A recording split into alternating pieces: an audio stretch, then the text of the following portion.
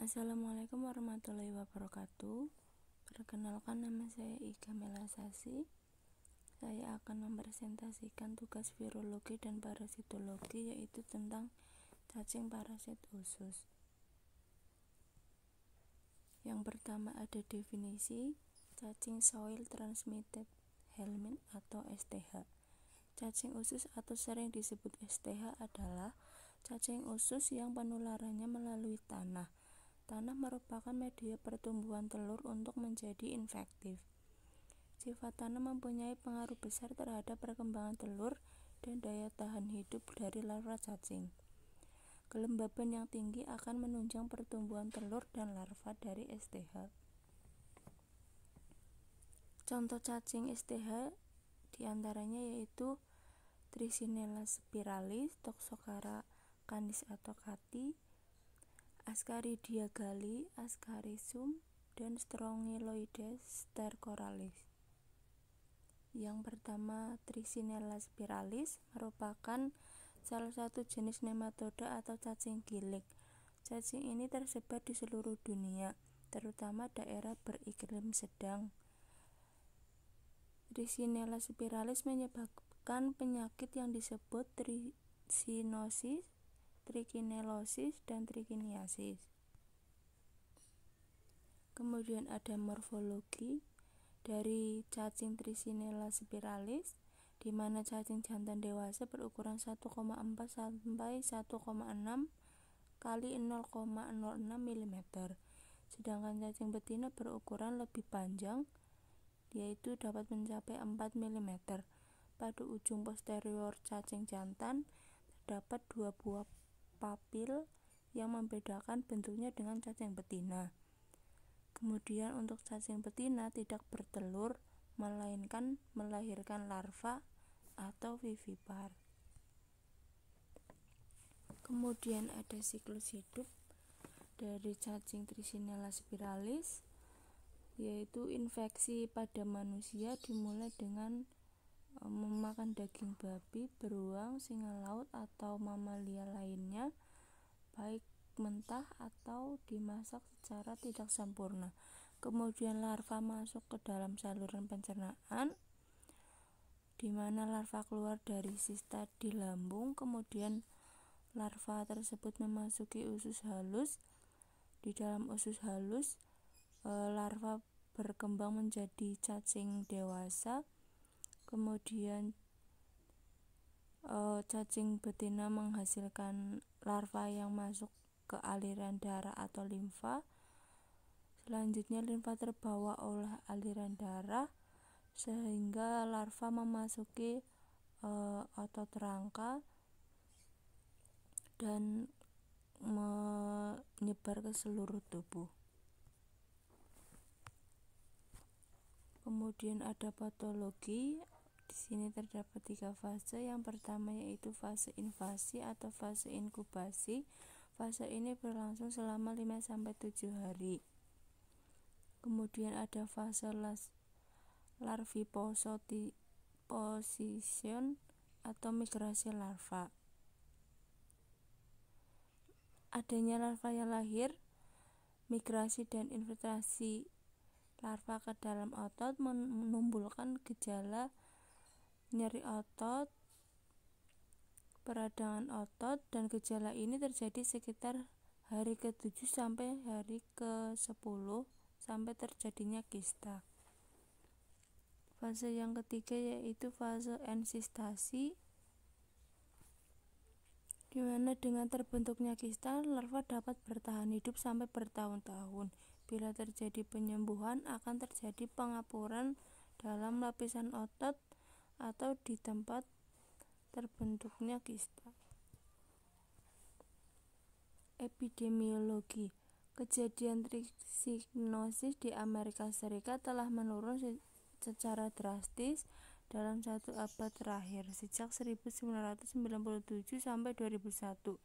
Dilaporkan rata-rata terjadi 12 kasus per tahun di Amerika Serikat. Saat ini jumlah kasus telah menurun karena adanya undang-undang yang melarang pemberian makanan sampah daging mentah untuk babi, meningkatnya pembekuan komersial, dan kesadaran masyarakat akan bahaya mengonsumsi daging babi mentah atau setengah matang. Kemudian untuk pencegahan penularan parasit ini sangat tergantung pada pengendalian populasi tikus dan konsumsi daging mentah. Contoh cacing STH yang kedua yaitu ada Toxocara canis atau cati. Morfologinya yaitu pada Toxocara canis jantan mempunyai ukuran panjang yang bervariasi antara 3,6 sampai 8,5 cm. Sedangkan Toxocara canis betina mempunyai ukuran antara 5,6 sampai 10 cm.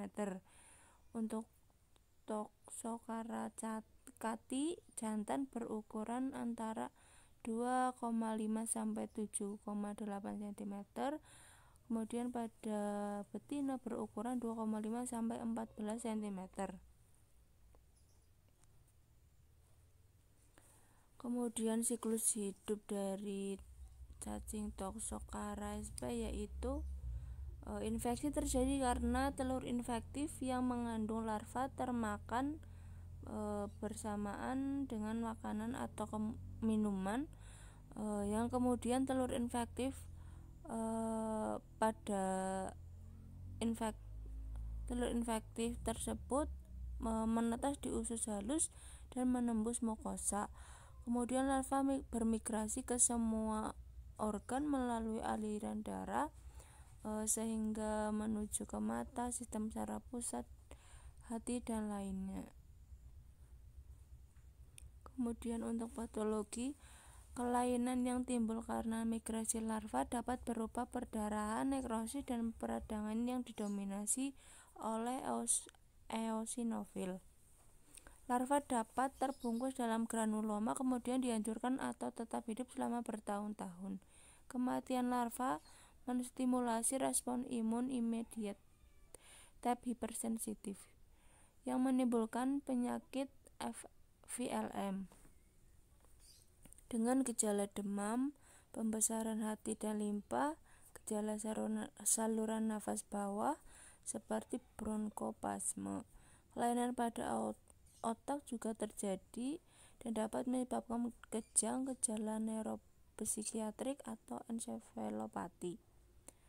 Kemudian epidemiologi, Toxocara dilaporkan dari berbagai tempat di seluruh dunia, terutama di daerah tropis dan subtropis yang penduduknya banyak memelihara anjing dan kucing. Cacing tersebar secara kosmopolit juga ditemukan di Indonesia. Di Jakarta, prevalensi pada anjing yaitu 38,3% dan pada kucing 26%. Pencegahannya yaitu karena anjing dan kucing merupakan sumber penularan utama, maka hewan-hewan yang menderita toksokariasis harus segera diobati dengan obat cacing secara sempurna. Pengendalian infeksi dilakukan dengan mencegah pembuangan tinja anjing atau kucing secara sembarangan. Pengendalian infeksi tersebut akan mengurangi jumlah telur menular di lingkungan dan mengurangi resiko pada manusia. Contoh yang ketiga yaitu Ascaridia galli. Ascariasis merupakan penyakit cacing yang dapat menyerang unggas yang disebabkan oleh cacing Ascaridia galli. Morfologinya yaitu memiliki panjang cacing jantan sebesar 30 sampai 80 mm dan diameter 0,5 sampai 1,2 mm. Penghisap preanal berdiameter sekitar 220 mikrometer dan mempunyai papila-papila pada tepi tubuh bagian posterior. Siklus hidupnya di mana telur dikeluarkan melalui tinja dan berkembang di udara terbuka dan mencapai dewasa dalam 10 hari. Telur kemudian mengandung larva kedua yang sudah berkembang penuh. Telur tersebut dapat tetap hidup selama 3 bulan di dalam tempat yang terlindung, tetapi dapat mati segera terhadap kekeringan, air panas, juga di dalam tanah yang kedalamannya sampai 15 cm. Infeksi terjadi bila unggas menelan telur bersamaan makanan atau minuman. Telur yang mengandung larva 2 kemudian menetas di proventriculus atau duodenum unggas. Setelah menetas, larva 3 hidup bebas di dalam lumen selama 8 hari. Kemudian larva 3 mengalami ekdisis menjadi larva 4 yang masuk ke dalam mukosa dan menyebabkan hemoragi. Kemudian larva 4 akan berubah menjadi larva 5 atau disebut cacing muda yang memasuki lumen duodenum pada hari ke-17, menetap sampai menjadi dewasa pada waktu 20-30 hari setelah unggas menelan telur tersebut. Patologinya yaitu infeksi yang terjadi apabila unggas menelan makanan atau minuman yang positif telur cacing. Cacing tanah dapat juga sebagai faktor mekanis dengan cara menelan telur Ascaridia galli dan kemudian cacing tanah termakan oleh unggas. Unggas yang dipelihara dengan bebas tanpa dikandangkan maka dapat membuat perkembangbiakan telur-telur cacing dari Ascaridia galli ini. Adapun hal lain yang berpengaruh ialah kandungan liter yang tebal, iklim tropis, dan kelembaban yang tinggi, sehingga hal ini menguntungkan untuk perkembangbiakan telur cacing serta ketahanan hidup larva dan telur infektif. Pencegahannya yaitu unggas muda harus dipisahkan dengan unggas dewasa dan lingkungan tempat unggas dipelihara harus mempunyai saluran air yang baik sehingga air tidak tergenang di tanah. Ayam yang dipelihara dalam kandang harus cukup ventilasi dan secara periodik diganti. Tempat pakan dan minum harus sering dibersihkan. Yang keempat ada Ascarisum. Ascarisum merupakan cacing parasit yang terdapat di dalam usus babi. Hospes utama dari cacing Ascarisum adalah babi. Cacing betina dewasa berukuran 15 cm, sedangkan cacing jantan berukuran 12 cm. Siklus hidupnya yaitu terjadi menjadi dua arah, ada direct dan indirect. Pada fase direct, babi akan menelan larva 3 yang kemudian larva tersebut akan bermigrasi ke bronkus. Larva yang telah sampai pada bronkus akan menuju dinding usus besar untuk penetrasi. Larva kemudian menuju paru-paru. Larva yang berada pada paru-paru akan menyebabkan hospes menjadi batuk. Ketika batuk inilah larva akan tertelan kembali dan masuk ke dalam saluran gastrointestinal. Di dalam gastrointestinal, larva kemudian akan tumbuh dan berkembang menjadi larva dewasa yang selanjutnya akan hidup dan berkembang pada usus halus babi. Siklus yang selanjutnya adalah siklus indirect, di mana siklus ini berkembang melalui hospes perantara atau host parentenik seperti halnya cacing tanah. Host paratenik akan menelan telur cacing Ascarisum yang infertil yang di dalamnya terkandung larva 2. Larva 2 kemudian akan berada dalam jaringan sampai babi menelan host paratenik. Larva 2 yang telah tertelan oleh babi kemudian akan berkembang menjadi larva 3 dan mengalami proses sama seperti pada siklus direct. Patologi infeksi Ascarisum pada babi terjadi ketika babi menelan telur yang mengandung larva 3 secara oral. Infeksi yang terjadi saat menelan larva 3 menyebabkan kerusakan pada mukosa intestinal babi. Selain terjadinya kerusakan pada mukosa, infeksi Ascarisum pada babi dapat menyebabkan kematian saat terjadinya hemoragi atau saat larva bermigrasi ke kapiler paru.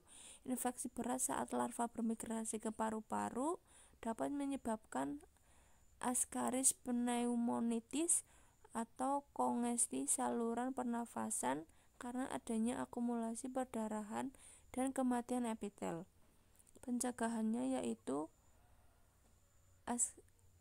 Askariasis sering terjadi akibat air dan pakan yang terkontaminasi dengan telur Ascarisum. Kejadian ini sering ditemukan pada kandang yang kurang bersih dan sanitasi yang buruk. Parasit sangat menyukai iklim yang hangat dan lembab. Langkah-langkah pencegahan dapat dilakukan dengan merubah sanitasi yang lebih baik dan manajemen pakan yang baik, serta pemberian obat-obat antelmetik secara bertahap. Yang terakhir ada cacing Strongyloides stercoralis, di mana morfologinya telur dari cacing ini berbentuk lonjong mirip telur cacing tambang berukuran 55 x 30 mikron, mempunyai dinding tipis yang tembus sinar. Kemudian telur dikeluarkan di dalam mukosa usus dan menjadi larva, sehingga di dalam feses tidak ditemukan adanya telur. Larva Rhabditiform berukuran 200 dan 250 mikron, mempunyai mulut pendek dengan dua pembesaran esofagus yang khas. Kemudian siklus hidup dari cacing ini tidak diperlukan hospes perantara. Telur cacing dikeluarkan oleh cacing betina di dalam mukosa usus, lalu menetas menjadi larva Rhabditiform. Cacing ini mempunyai 3 siklus hidup. Yang pertama yaitu siklus langsung, di mana larva Rhabditiform setelah 2-3 hari di tanah akan berubah jadi larva filariform atau bentuk infektif. Larva ini hidup di tanah dan dapat menembus kulit manusia. Yang kedua ada siklus tidak langsung. Pada siklus ini larva berkembang jadi cacing jantan dan betina dewasa. Yang ketiga ada autoinfeksi, di mana larva berkembang di rongga usus atau daerah perianal. Patologi dari cacing ini yaitu transmisi dengan penetrasi larva filariform inefektif melalui kulit dari tanah yang terkontaminasi atau per oral. Transmisi juga kemungkinan dapat terjadi transplasenta atau dari ibu ke janin yang dikandung, dan transmamari atau dari ibu bayinya ke melalui air susu. Penetrasi larva ini menembus kulit dan menimbulkan penyakit CLM dan VLM. Larva ini kemudian menembus saluran limfatik atau kapiler, terbawa sampai ke jantung dan kapiler pulmonal, kemudian keluar dari kapiler pulmonal dan berpenetrasi ke dalam alveoli paru. Saat kedua parasit ini menyebabkan perdarahan dan menimbulkan infiltrasi seluler pada paru. Parasit ini kemudian bermigrasi ke saluran pernafasan atas dan sampai ke esofagus dan tertelan masuk ke lambung dan usus. Di sana parasit ini berkembang dengan cepat menjadi dewasa. Epidemiologi yaitu insiden infeksi ini sama dengan infeksi cacing tambang. Keadaan tanah, iklim, sanitasi, dan kebiasaan tanpa memakai alas kaki merupakan faktor terjadinya infeksi cacing ini. Untuk pencegahannya sebaiknya selalu menggunakan alas kaki saat keluar rumah, hindari kontak langsung kaki dengan tanah, tidak buang air besar sembarangan, dan menjaga sanitasi lingkungan. Kemudian ada review jurnal. Jurnal yang pertama yang berjudul Prevalensi Infeksi Toxocaracati pada kucing peliharaan di Kecamatan Banyuwangi. Kucing merupakan hewan peliharaan populer yang banyak dipelihara oleh manusia di seluruh belahan dunia.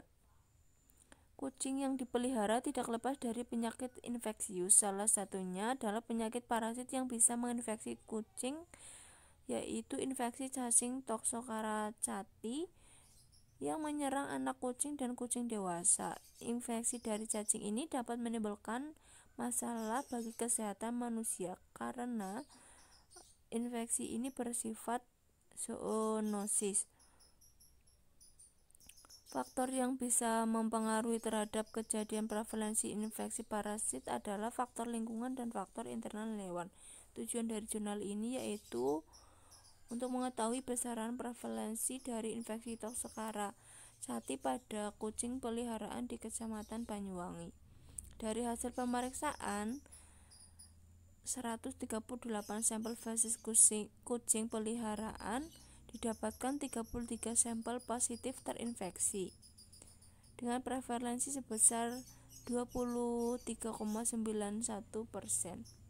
Berdasarkan jenis kelamin didapatkan hasil bahwa prevalensi infeksi cacing ini pada kucing betina lebih tinggi daripada kucing jantan. Toxocariasis bersifat zoonosis. Indonesia merupakan negara dengan iklim tropis lembab yang merupakan lingkungan yang ideal bagi perkembangbiakan cacing-cacing yang ditularkan melalui tanah. Manusia dapat terinfeksi karena tertelannya telur infektif dari cacing Toxocara cati ini. Kemudian infeksi juga bisa terjadi karena memakan makanan mentah atau daging yang belum matang dengan sempurna. Kesimpulannya, berdasarkan hasil penelitian yang dilakukan pada kucing peliharaan dapat ditarik kesimpulan yaitu prevalensi Toxocara cati pada kucing peliharaan di Kabupaten Banyuwangi sebesar 23,9%. Jurnal yang kedua yang berjudul Report of Ascaridia galli in Commercial Poultry Egg from India. Ada banyak parasit cacing yang mempengaruhi dan menyebabkan kerugian produksi pada industri perunggasan. Ascaridia galli adalah nematode yang paling umum menyebabkan ascaridiosis pada ayam, pada kalkun, angsa, dan beberapa burung. Parasit dewasa hidup atau terkalsifikasi ditemukan di bagian albumin telur. Dari hasil pemeriksaan ditemukan nematode yang berwarna putih kekuningan dan berukuran besar pada bagian albumin telur unggas. Kedua cacing tersebut memiliki panjang sekitar 50-55 mm dengan ukuran meruncing. Berdasarkan pengamatan kedua cacing tersebut dipastikan sebagai cacing Ascaridia galli betina dewasa. Cacing ini dapat menyebabkan perdarahan, radang usus, kekurusan, dan penurunan berat badan, serta penurunan produksi telur di industri unggas. Migrasi yang tidak menentu dilaporkan sebagai cacing yang dapat hidup di bagian albumin telur. Telur tersebut berpotensi menjadi sumber penularan bagi orang yang mengonsumsi telur mentah. Kesimpulan dari penelitian ini yaitu telur yang dijual mengandung parasit Ascaridia galli dan dapat membahayakan keselamatan masyarakat yang mengonsumsi telur mentah atau telur yang dimasak tidak matang. Demikian presentasi yang dapat saya sampaikan, kurang lebihnya mohon maaf. Terima kasih. Wassalamualaikum warahmatullahi wabarakatuh.